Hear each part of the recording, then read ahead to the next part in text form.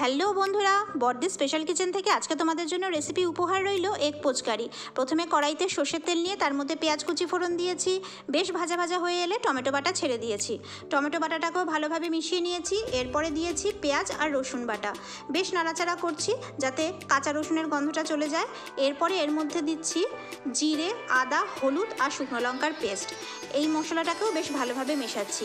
বেশ খানিকক্ষণ নাড়াচাড়া করে আমি পরিমাণ মতো জল যোগ করে দিচ্ছি। কিছুক্ষণ আমি ঢেকে রাখবো যাতে পুরো মশলাটা ঝোলের সাথে মিশে যায়।